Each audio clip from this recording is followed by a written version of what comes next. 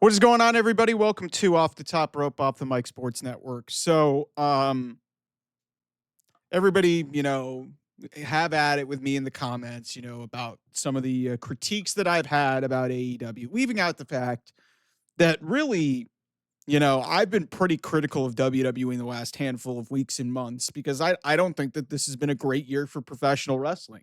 I mean, TNA's had their faults too, and there's some stuff going on with TNA that we need to talk about at a later date. But I want to go back to Wednesday night on Dynamite, and it illustrates a point that I think even the hardest of hardcore AEW fans are just overlooking.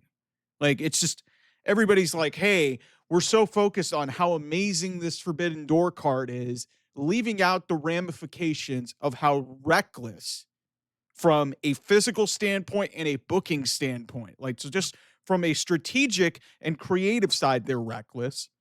And from a, talent perspective and the protection and, basically looking out for the best interest, health, and welfare of your talent, Tony Khan completely has failed absolutely.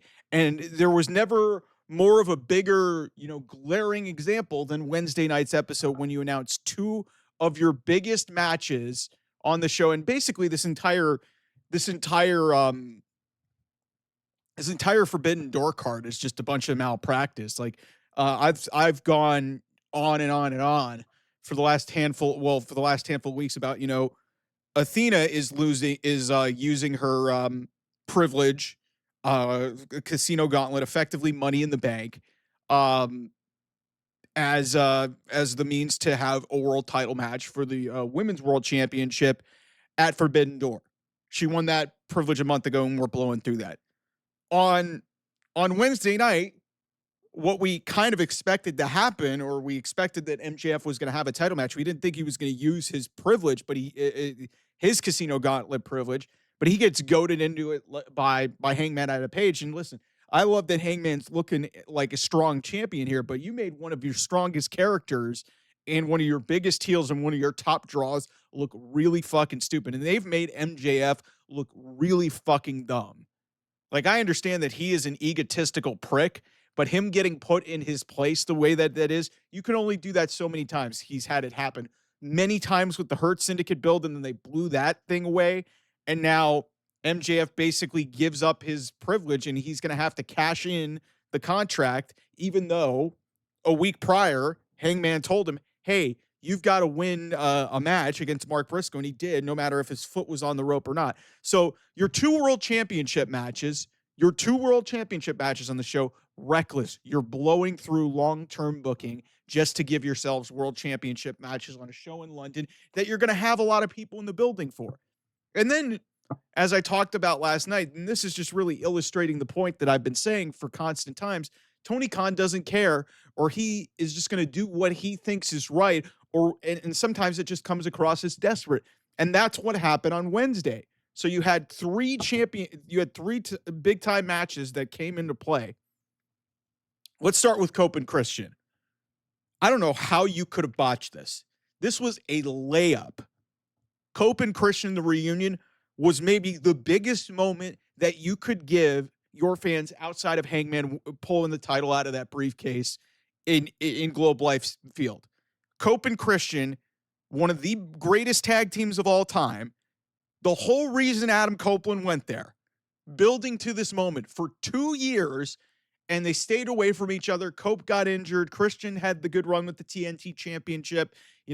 Back and forth they go. And, then, obviously Christian tried to cash in during Cope's title match earlier this year, which was a disaster, by the way. It shows you just how well they're using these casino gauntlet privileges, like this Money in the Bank privilege. Again, reckless. And so we have this build, and Cope gets help from Christian, immediately hugs him, a moment that you could have built for another month at least to get to that point when you face FTR, which is inevitably going to be the match. You just spoiled one of the biggest moments you have in your company. Why? To pop a crowd less than 2,000 people in Cincinnati? Like, listen, I am no expert Like, I may act like it, but listen, I've never booked a show in my life. That's obvious. But I know good creative and bad creative. That was a great moment that they did. But it's all about time and place and build and investment.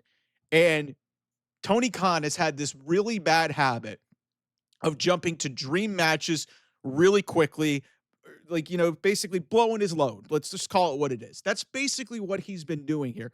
And so to go to that, and then on top of it, you have Kip Sabian and Nick Wayne. Nick Wayne probably needs a win out of this, beating his former father. Instead, he's probably going to lose this tag match that they just ran to, threw it on a show in London, didn't need to be there.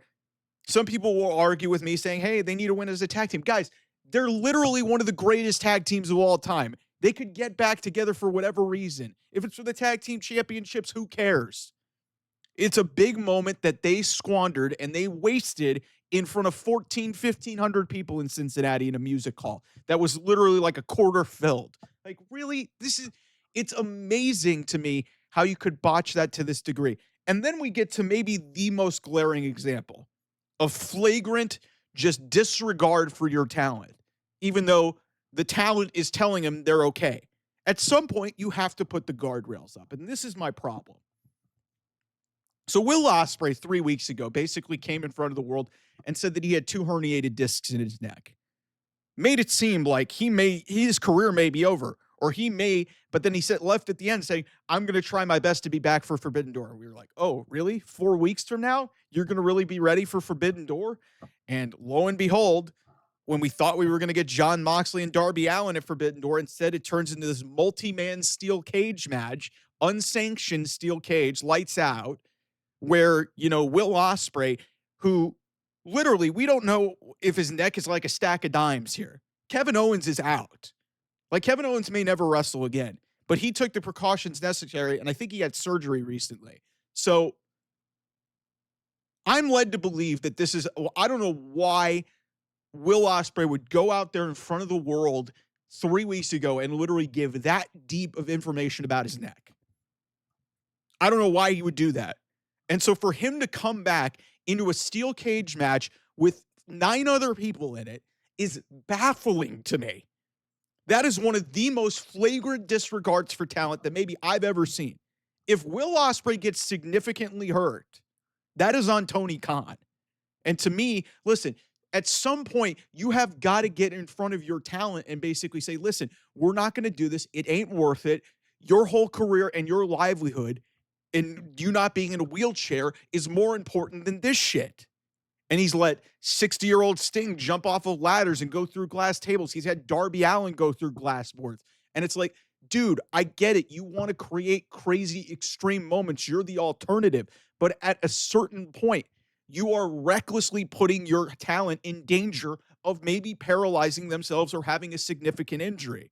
And Will Ospreay never takes time off. He never quits. And that's one thing I admire about him. This guy is one of the most sensational athletes that I've ever seen in a professional wrestling ring. But that comes with risk. His style could shorten his career. The same thing with Darby Allin.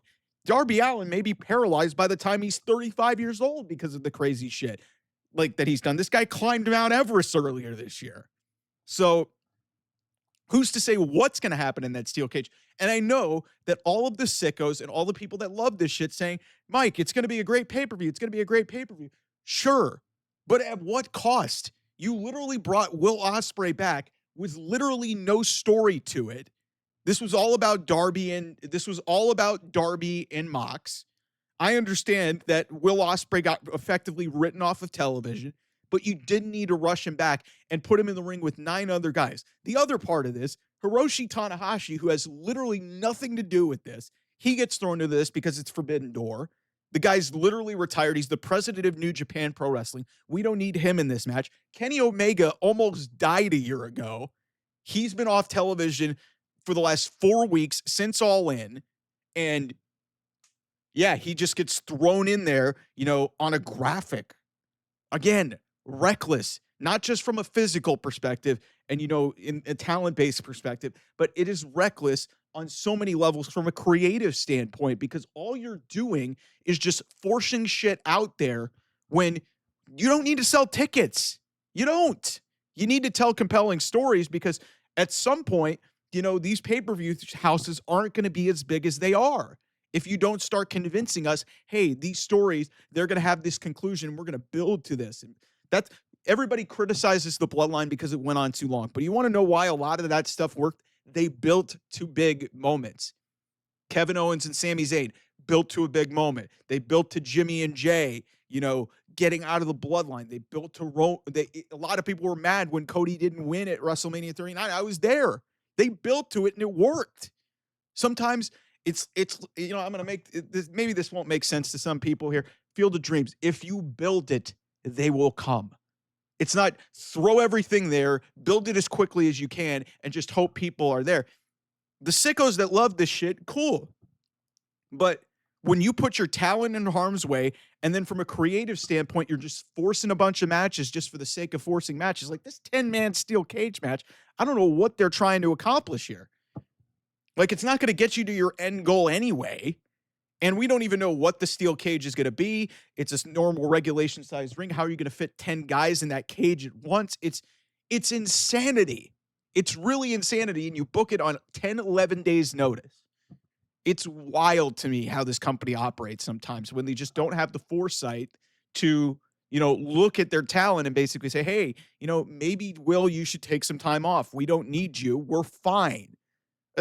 But if you're going to bring him back, maybe hey, you need people in the main event picture, but everybody's fucking hurt because all you're doing is throwing these work rate guys into long, drawn-out matches, having them kill themselves every single night, and it leads to you basically having nowhere else to go but having MJF in your main event.